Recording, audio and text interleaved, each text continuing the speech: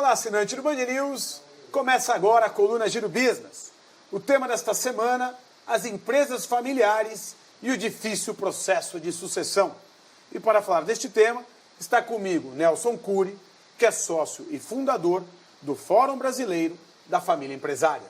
Nelson, eu queria levar um dado bastante curioso aos assinantes do Band News, que é a história das empresas familiares. Como, por exemplo, a mais antiga e ativa do mundo, uma empresa fundada em 718 no Japão. Vamos assistir uma reportagem que passa por esses dados para que a gente possa discutir sobre os desafios. As empresas familiares surgiram no mundo há mais de 1000 anos e a mais antiga delas em operação é a Roshi Ryokan, fundada no ano de 718 no Japão. Ela está na 46ª geração e a sua atividade principal é a hospedagem.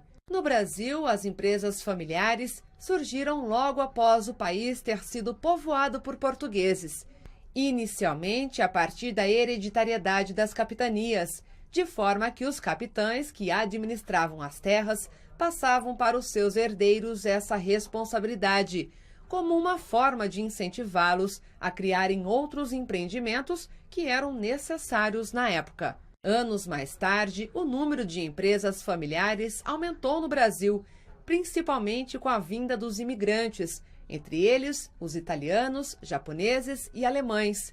Atualmente, as maiores empresas familiares no Brasil são o Itaú Unibanco, Odebrecht, Metalúrgica Gerdau e o Grupo Votorantim. Como, além dos desafios do dia a dia, me refiro à burocracia, à carga tributária, logística, competitividade, entre outros, as empresas familiares brasileiras enfrentam o processo e o desafio da sucessão.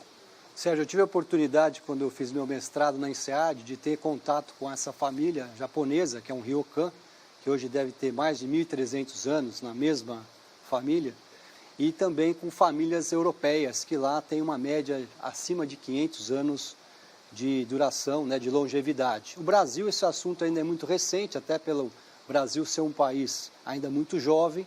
A governança familiar é um tema ainda novo para as empresas familiares aqui.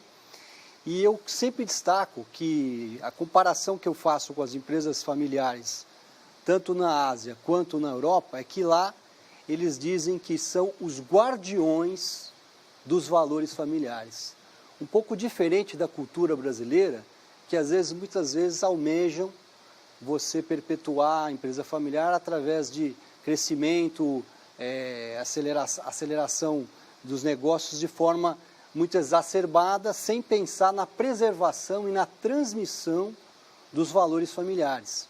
Então, quando eu destaco a sucessão familiar, na minha opinião, o ponto mais importante que eu destaco é a capacitação dos membros familiares. Sem a capacitação e a educação dos membros, é muito difícil você dar continuidade nesse legado familiar.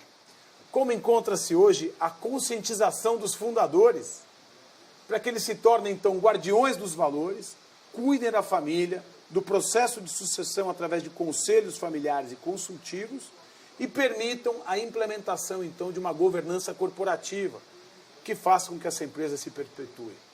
É curioso porque eu tive recentemente lendo uma pesquisa da PwC que entrevistou várias empresas americanas que menos da metade, mais ou menos 46%, se dizem não preparadas para o processo sucessório.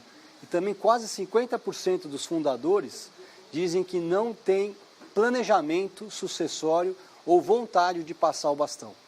Então é um tema muito relevante, é um tema nevrálgico, difícil de lidar, porque o apego ao poder muitas vezes é muito grande, mas a implantação de um conselho de família, onde se consegue colocar os valores da família e que todos tenham uma voz, uma comunicação e promover encontros familiares, com pelo menos uma vez por ano, para que todos da família, inclusive os agregados, eu diria não só os membros consanguíneos, mas também esposas, filhos, netos, bisnetos, possam conviver, saber da história do legado familiar e promover isso para as gerações futuras.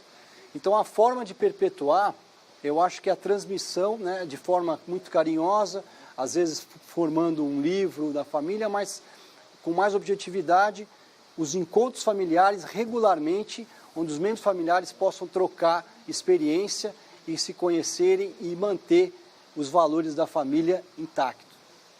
E é esse conhecimento que permitiu ao Nelson Cury a fundação do Fórum Brasileiro da Família Empresária. Nelson Cury, que continuará conosco durante toda a semana para falar das empresas familiares e o desafio da sucessão.